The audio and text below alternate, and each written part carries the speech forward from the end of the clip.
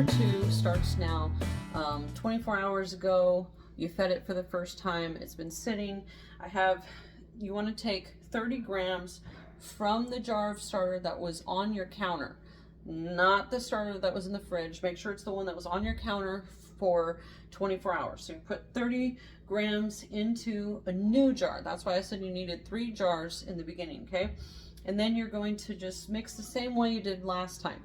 Your 120 grams of purified water and your 140 grams of whatever flour of your choice. Again, I use King Arthur's bread flour. I just found that it just gives it an amazing taste and makes the starter just very mature and very protein packed, okay? And then you'll find that you're going to have a lot of starter left over in this jar, okay? You can do one of a few things, okay? You can literally throw the leftovers in the trash, okay? Or you can take some of this and put it into your starter jar in the fridge. That way you constantly you're replenishing it all the time and you don't run out.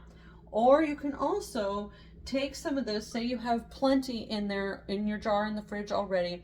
You can take the leftover starter that's in this jar and look up recipes on sourdough discard recipes on Pinterest or just on Google. And there's so many things that you can do without this process, this lengthy process that this is. You know, you can literally just use it tonight to make dinner rolls, or they have pizza crust, you know, so many different options. I've made a few of them. So if you're like, well, that's wasteful, just throwing it in the trash, and it can be. It's a lot of flour. It really is. It's a lot of flour, a lot of investment.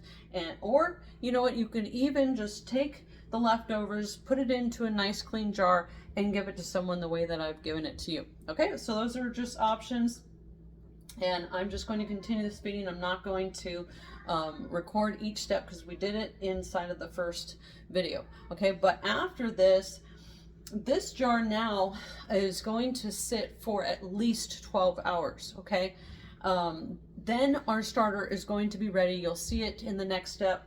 You know, it's going to be properly risen to the point that we need it, and it's at its peak where it's fully risen, and then it's going to come back down, start coming back down. We want to hit it when it starts coming back down because that's when we're going to mix flour and all those things together for our bread.